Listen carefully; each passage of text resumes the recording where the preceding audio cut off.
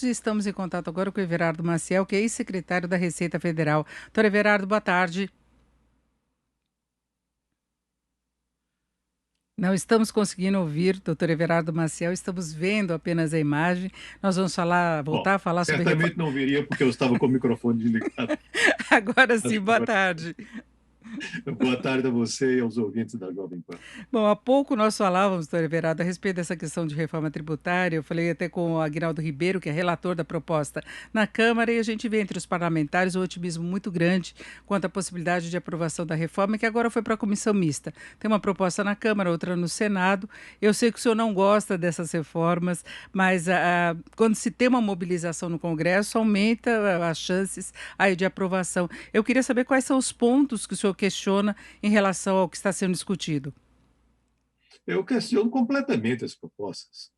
Eu acho que as propostas não enfrentam os verdadeiros problemas tributários brasileiros, notadamente os problemas relacionados com o litígio tributário, que nada tem a ver com essas mudanças para modelos de IVA, não IVA. IVA é um imposto de 1949, não lida adequadamente com os serviços digitais, tem, sobretudo, uma repercussão terrível sobre inúmeros setores da economia brasileira, sobre inúmeros contribuintes, desde aumentos que vão a 200% a 500% sobre setores como clínicas e educandários tributados sobre lucro presumido, prestadores de serviços, incorporadoras, empresa de construção civil, produtores, pessoas físicas, produtores rurais equiparados a pessoas jurídicas.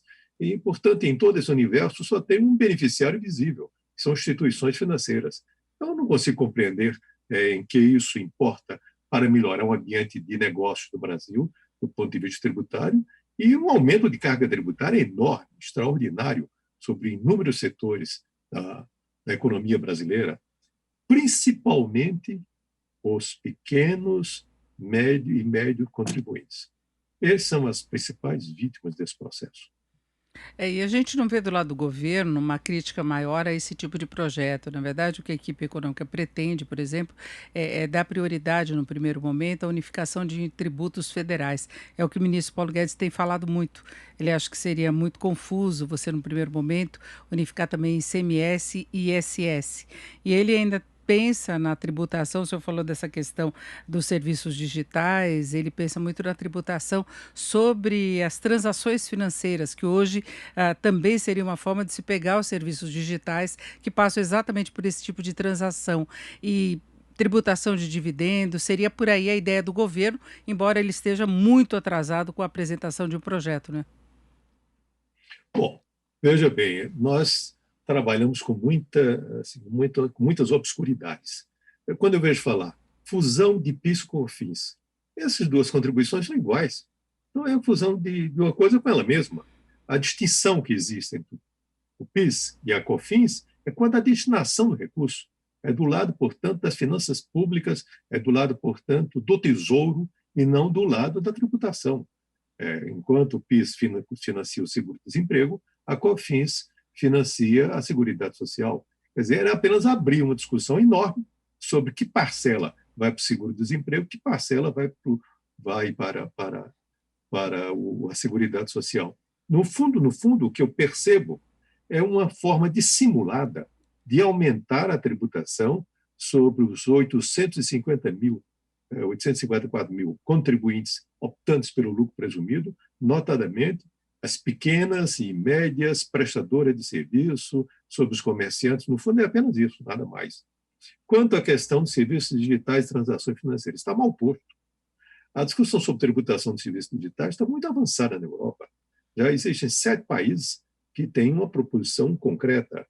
O caso, por exemplo, da França, da Bélgica, da Espanha, da República Checa, da Hungria, da Turquia, para citar alguns exemplos. O Reino Unido, essa é uma matéria que está sendo discutida em audiência pública. Mas não é nada parecido com isso. É apenas uma tributação que tem uma base de cálculo que envolve, sobretudo, aquilo que é chamado dos mercadores de atenção, no caso, notadamente, Google, Facebook e coisas assemelhadas, e todas elas, como eu mencionava, elas são em cima desses serviços, onde algo comum a todos eles são os serviços de publicidade, com uma alíquota de 2% a 3%. Portanto, não tem nada a ver com transação financeira. Transação financeira é outra coisa. Serviços digitais é isso. Essa discussão foi autorizada pela União Europeia, posteriormente contou com a oposição dos países escandinavos, à exceção da Noruega e da Irlanda, e, sobretudo, a oposição dos Estados Unidos. A OCDE prometeu que iria buscar uma forma de conciliação, que eu acho muito difícil, e prometeu que entregaria isso até o final do ano passado. Eu escrevi um artigo dizendo que não acreditava que ia acontecer, como não aconteceu.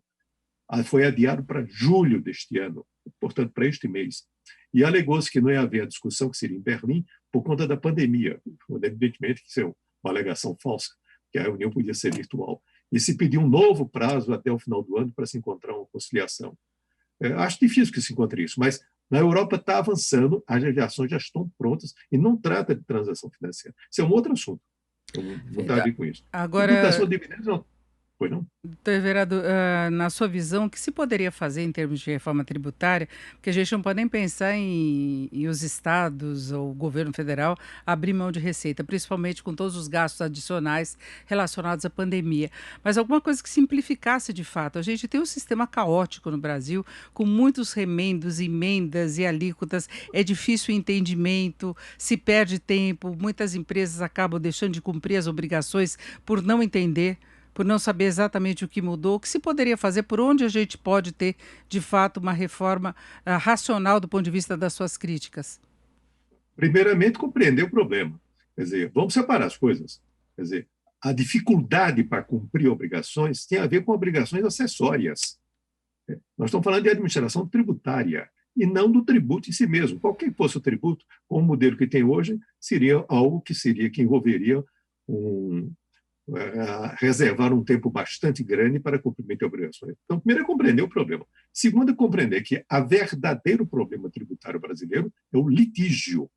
Os litígios tributários, só na área federal, só no âmbito da União, vão a 3 trilhões e 400 bilhões de reais, quase a metade do PIB brasileiro, um valor correspondente a quase metade do PIB brasileiro. Aí tem que compreender o seguinte: por que é que existem litígios? Não tem nada a ver com natureza de tributo, é por fato de ter IVA, não ter IVA.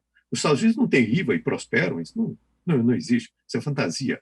Quer dizer, os problemas efetivamente têm da inexistência de limites no lançamento tributário, da inexistência de integração entre os processos tributários administrativos e judiciais, a possibilidade de questionamento da matéria tributária todo o tempo, do ponto de vista constitucional, desde a primeira instância, alguns conceitos que são determinados, e em um número muito pequeno, mas muito relevante, caso de planejamento tributário abusivo, é o caso de ágio, é o caso da multa substitutiva da pena de perdimento no caso de interposição fraudulenta. Essas são as questões técnicas que têm que ser enfrentadas. Todos os sistemas tributários do mundo têm problema. Todo o tempo. Todos os sistemas tributários do mundo têm remendo todo o tempo.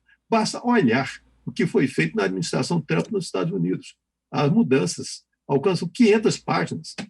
Quer dizer, e nem por isso se considera uma coisa lamentável. O Brasil tem problema tributário? Sim. Agora vamos discutir quais são e procurar quais são as soluções possíveis para enfrentar esse problema tecnicamente, um debate técnico, um debate centrado no problema e buscar a solução menos custosa. E não ficar fazendo fantasia. Tributação não é desfile de modas. Quer dizer, não é eu tenho um projeto de IVA, de não IVA, foi Nova Zelândia, não é isso. Quer saber assim, qual é o problema que de fato é? Nós estamos discutindo um remédio para uma doença que não foi diagnosticada corretamente. Perfeito. Eu conversei aqui com o Everardo Maciel, que é ex-secretário da Receita Federal. Doutor Everardo, muito obrigada. Uma boa tarde. Uma boa tarde para você e seus ouvintes.